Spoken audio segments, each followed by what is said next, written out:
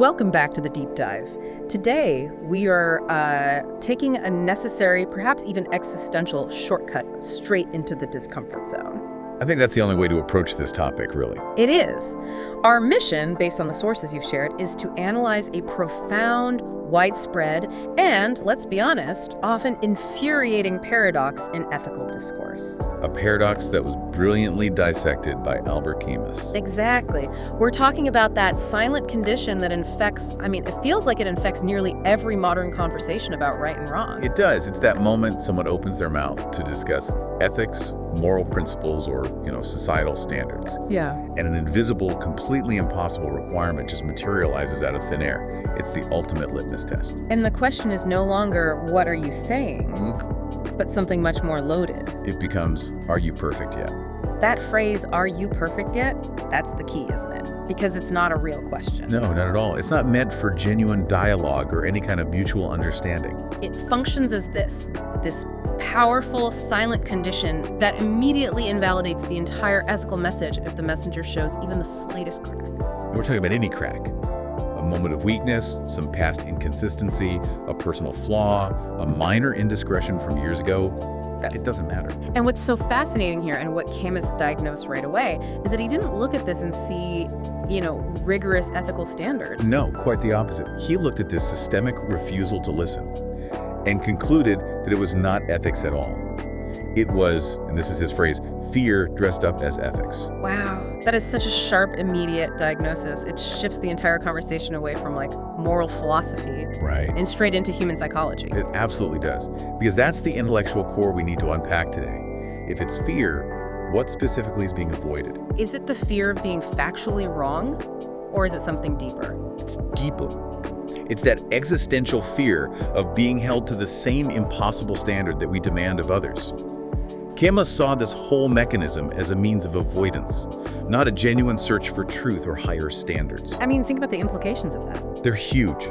If you want to speak about justice, well, you must have a completely unblemished history of fairness in every single interaction you've ever had. And if you speak about charity, you have to be absolutely selfless in every private moment of your life. Exactly. And if you fail any part of this instantaneous impossible test, if you show you're just a human being, the entire ethical statement is just tossed out. Labeled as fraudulent. Completely fraudulent. And this is where he raises that profound, almost deliberately provocative question. Since when does the act of speaking about what is right require the speaker to be the very embodiment of perfection? And the source material is so clear on this. That question isn't meant to excuse mistakes or justify bad behavior. No, not at all. It's purely intended to expose the profound illogic and, really, the structural failure of the paradox itself. It exposes that radical shift in focus that happens. Yes. We stop asking the fundamental, difficult question of ethical discourse, is what you are saying true, and how does it apply to us? And we immediately pivot to the easy question, the ad hominem. The cheap shot. Are you worthy to speak? And just like that, ethics, which should be this space where humans think together about how to live better. It turns into a courtroom. Instantly. Yeah. And the only thing being judged is the person, not the idea they're putting forth. The inevitable and really crushing conclusion of this dynamic is what Camus called the dangerous silence. Yes. Because if the threshold for speaking about ethics is absolute personal perfection, then, functionally no one can speak. Right. The people who think seriously about morality, who understand the complexity and have a healthy sense of self-doubt, they start to pull back. They become profoundly wary, they self-censor. Which leaves the stage open for only two types of people, according to Camus, who dare to speak in this ethical void. And the first are those who are completely shameless.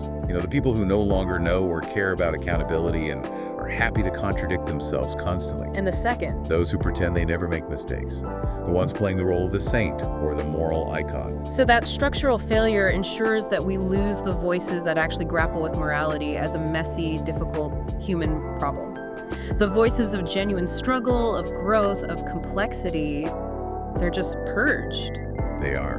Which brings us to the core understanding we need for this deep dive. When we demand absolute perfection from the speaker, ethics stops being a functional path for human improvement. It ceases to be about living better. Instead, it transforms into a powerful, immediate excuse not to listen to anything at all. It's a foolproof mechanism for achieving moral paralysis. Okay, let's unpack this. All right, let's dig into this concept of the ethical courtroom. The idea here is that imperfection is granted immediate veto power over correctness. Yes, and it's perhaps the cheapest, most efficient psychological maneuver to shut down a valid but uncomfortable point. It's so efficient. It is. The logic, if you can call it that, dictates that any small flaw and error from 2 decades ago, a moment of private inconsistency, some past indiscretion, it isn't used to, contextualize the message. Yeah. It's used to invalidate the entirety of the ethical principle being delivered in the present moment. It's like an ethical time machine, where your worst mistake can be summoned to negate your current insight. It's incredibly effective because it lets you bypass all the difficult work of actually considering the truth. Absolutely. If I can prove that you, the speaker, are hypocritical or flawed in some way, then I no longer have to worry about the truth of your statement. The problem is solved for me. But Camus forces us to confront that deeper, what the source calls a pretend foolish question. It's foolish because the answer seems obvious, but society just ignores it. The question is this: if a person speaks correctly, but has not lived correctly, does that make the correct thing disappear? Or does it just make us, the listener, uncomfortable? And the source notes that this question is almost always ignored in real-world ethical discourse. Why? Why do we ignore it? Because the moment you acknowledge that truth remains true, regardless of who says it, the spotlight swings right back around onto the listener. And that's the pain point, isn't it? That's it. To answer that question honestly, you have to admit that the correct idea is still correct, regardless of the messenger. And that means you, the listener, now have to confront the idea in the mirror. You can't just throw the baby out with the bathwater. And this is where the defense mechanism of the ego kicks in. Precisely. People, instinctively, psychologically, they hate being reminded of what is right when they, too, haven't lived up to it fully. So the anger we feel at the hypocrite? Camus suggests that anger often masks the fact that someone is holding up a standard that we, the listener, are also currently failing to meet. It's just too confronting to admit, okay, that idea is true, and I'm falling short. That creates cognitive dissonance. A huge amount.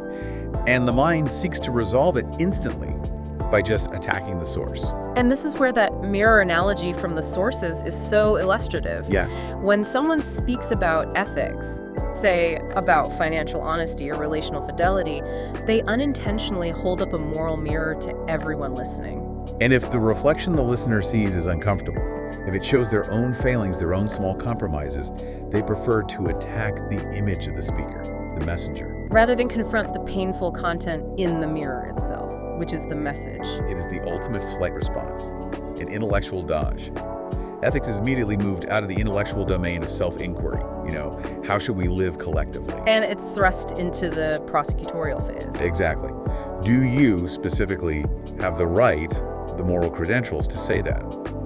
The burden shifts entirely from the community thinking about an issue to the personal defense of the speaker's entire life history. That must be absolutely exhausting for anyone who dares to speak. It's designed to be. If every ethical statement I make requires me to pass a public background check, it just makes moral conversation completely prohibitive. And Camus connects this right back to his initial point about fear. He believes humanity's deepest fear is not simply of being wrong. It's deeper than that. It's the deeper existential fear of being forced to see what is right. Why is seeing what is right so frightening? Because seeing what is right demands a potential change in your life. It demands effort, it demands sacrifice, and it demands the uncomfortable admission of past errors. So if you never see the right thing, you never have to change. You're safe. The demand for perfection, then, serves as the perfect, impossible condition set precisely to avoid this uncomfortable confrontation. By setting the ethical bar at absolute flawlessness, we effectively ensure that every single person who raises a challenging ethical point fails the test. And once they fail, we are psychologically relieved of the burden of listening to the point itself. The logic is perfectly circular and profoundly self-serving for the listener who wants to maintain the status quo. It's a refusal to engage, brilliantly disguised as demanding impossibly high standards. And that brings us back to the core consequence. When we demand perfection from the messenger, ethics stops being a functional path for improvement. It just becomes an excuse not to listen to anything that might challenge us. We've turned ethical discourse into a weapon against change. So, to really understand the persistence and the structural durability of this perfection mechanism, Camus insisted we have to start not with formal philosophy, but with human psychology. Specifically with fear. Yes, the foundation of fear. But it's not primarily the fear of public judgment, it's the deep personal fear of looking inward. That makes so much sense. Ethical discussion is an unwelcome reminder, right? It's this uninvited question that disrupts our comfortable autopilot. How am I living right now, and am I doing enough? And ethics is rarely neutral. It demands a stance. If someone speaks up, they interrupt our comfortable status quo, and they force that unpleasant self-reflection. And the most effective defense, as you mentioned, is to switch the focus instantly. From the difficult, abstract, problem-like systemic injustice to the easily found, tangible flaw of the person presenting it. If the speaker is flawed, the listener feels morally entitled to ignore the content entirely. The ultimate deflection shield. And that feeling of entitlement is key, isn't it? It's everything. Let's delve into the 5 distinct psychological and social roots Camus identified for why we maintain this demand for perfection, even when it's so obviously counterproductive to actual moral progress. Okay. First, there is the powerful root of avoiding guilt. Ethics, even when it's approached gently, it touches upon that uncomfortable possibility that one has not lived well enough. That feeling of inadequacy. Or that gnawing feeling of latent guilt. It's profoundly unpleasant and anxiety-inducing. To instantly resolve or avoid that feeling, we set an impossible condition of perfection for anyone who holds up the standard. So the equation is simple. Finding a flaw in the speaker equals instant absolution for the listener. That's it. If the person pointing out environmental damage drives an SUV, I don't have to feel bad about my own consumption habits. It's a profound, selfish desire for immediate relief. It is relief, yes. As Camus wrote, people are willing to do almost anything, even denying obvious truth, to avoid the feeling that they have lived wrongly. This mechanism offers that denial on a silver platter. Which feeds directly into the second root you mentioned, confusing ethics with sainthood. Or what Camus called moral laziness. Society doesn't actually want real people grappling with difficult choices because real people are messy and complex. We want icons, moral symbols, pure, consistent, perfect figures. It's easier for the public psyche to process moral issues if they're delivered by a flawless messenger, because then the message is absolute and static. It's a form of profound intellectual and moral laziness. We want a commandment handed down from a mountaintop, not a suggestion whispered from the human swamp. A perfect way to put it.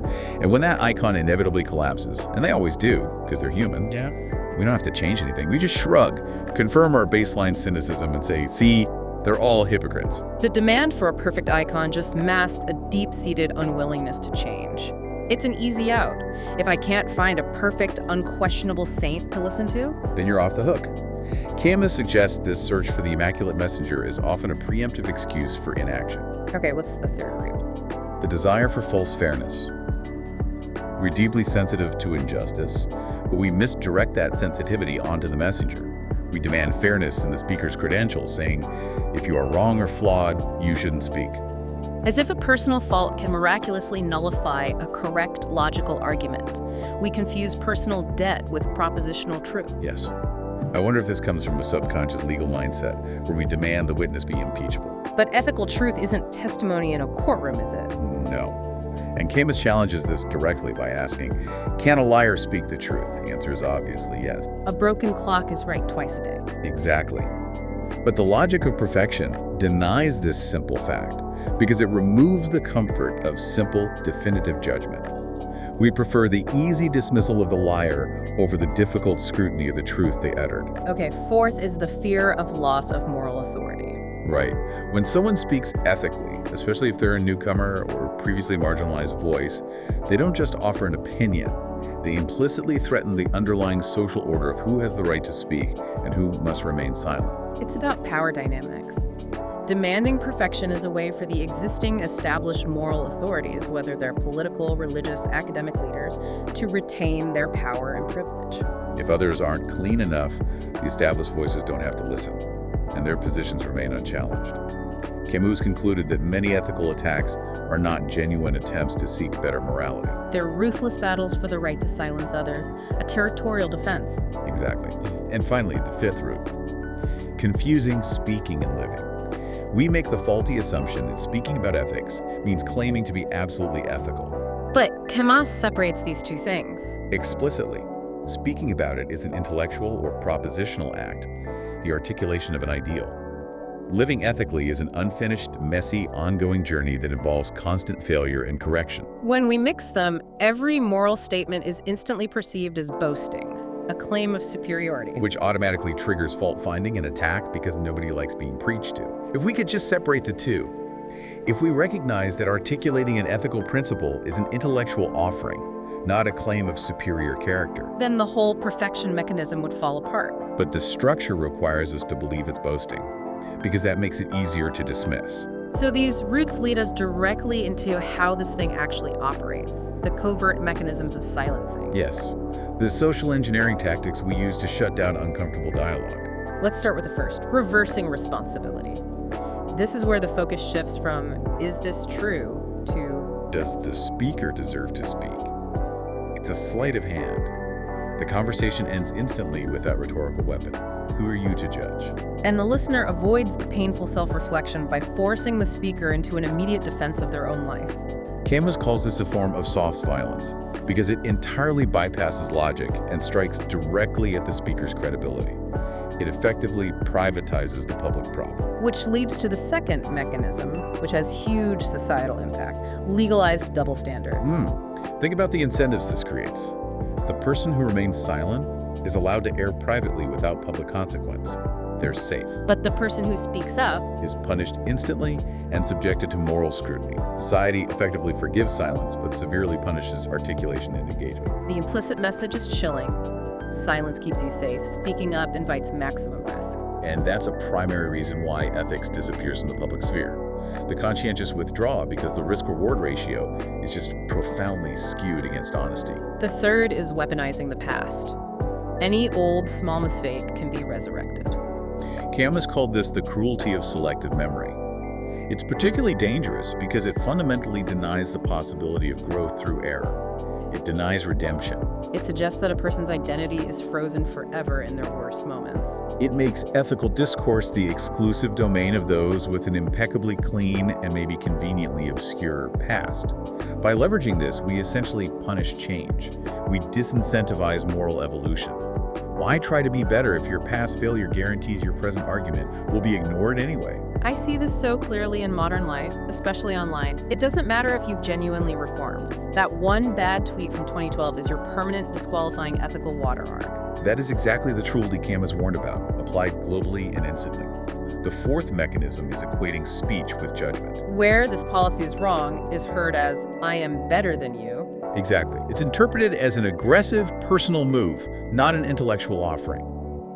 If an ethical statement is automatically seen as personal condemnation, then a thoughtless counterattack becomes the justified reflex.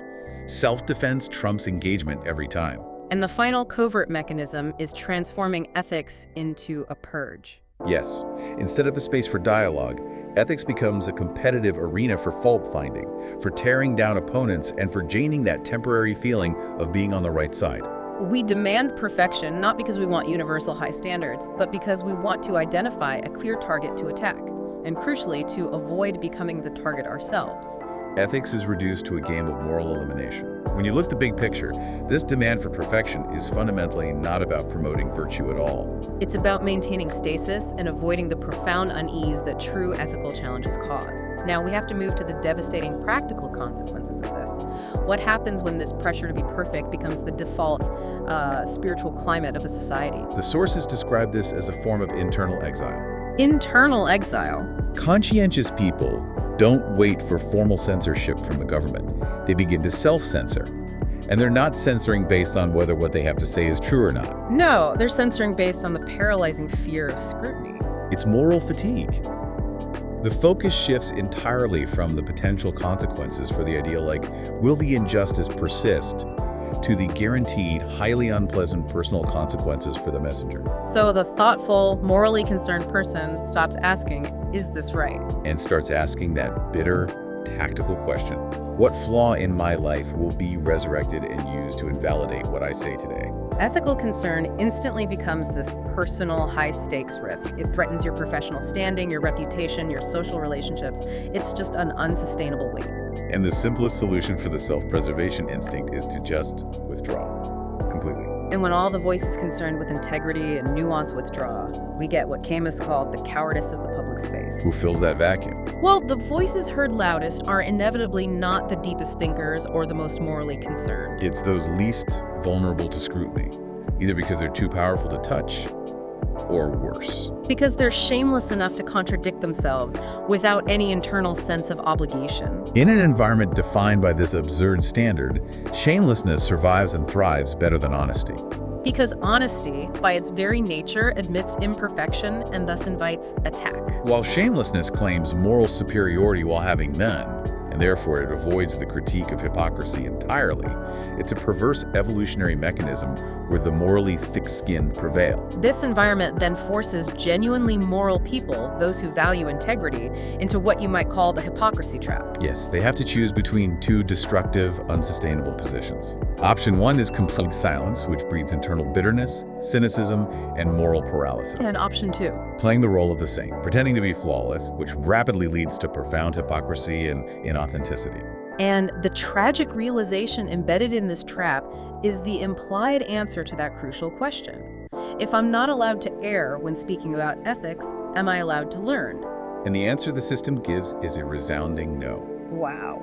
The moment you claim to know or understand an ethical principle, the moment you speak up, you are instantly disqualified from the messy human process of living up to it and evolving past your errors. This kills ethics from within. It reduces it from a practical, active endeavor to an unachievable symbolic ideal. We've essentially outsourced morality to fictional characters. Let's try to ground this with some real-life examples of where this ethical silence operates, drawing on what the source material described. Okay, let's start with the family. This is the oldest ethical courtroom, right? When a mistake is pointed out by one person. The immediate defensive reaction is rarely active listening. It's almost always, what about your past mistake? What have you done right lately? Parents fear speaking about standards or integrity because they know their past mistakes. A moment of anger, a financial error, can be weaponized instantly by their children to negate their present point. And conversely, children fear speaking up because their teenage missteps will be immediately resurrected to negate their current valid critique. The result is this widespread collective paralysis within the most fundamental unit of society. People silently live with known wrongs, resentments, hidden habits, unaddressed injustices. All because of the profound fear of personal exposure and invalidation. As Camus noted, a family where ethics isn't discussed isn't a perfect family. It's often a family that is too afraid of exposure to speak truthfully about its problems. And you see the exact same crippling pattern in education. Yes. Teachers, who are meant to be guides on how to live and think critically, they self-censor constantly.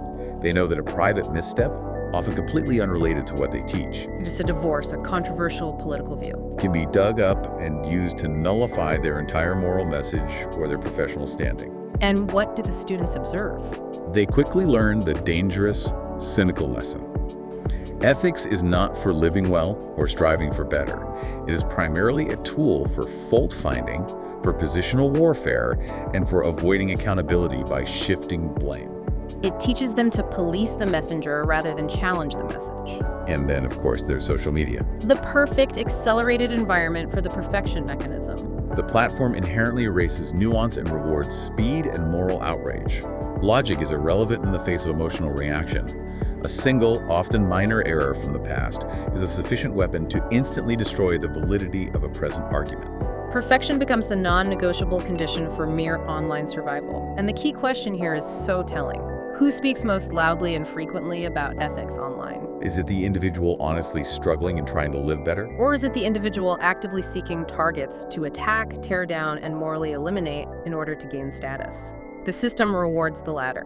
The last crucial real-life consequence is its impact on public discourse. The issues that demand the most urgent, honest, ethical discussion. Systemic injustice, corruption, abuse of power, collective apathy. Are precisely the ones no one with integrity dares to address. Because speaking up means submitting yourself to personal dissection. Having your entire life history strip mined for a discrediting flaw. It requires such a profound level of moral courage to engage in these issues when you know the entire force of the status quo will be directed at your character, not your argument. As Camus wrote, the absurd society doesn't truly lack truth. It lacks people willing to bear the personal, professional, and social consequences of speaking that truth while being inherently human. And the final danger here is that ethics gets totally separated from collective action. Everyone holds a private moral standard, but no one shares it, or corrects it, or allows the community to progress together. It becomes a private burden, not a community concern. If everyone waits until they are perfect to speak, the correct and devastating answer, as we said at the start, is never. So we've established the depth of the problem and the devastation it causes.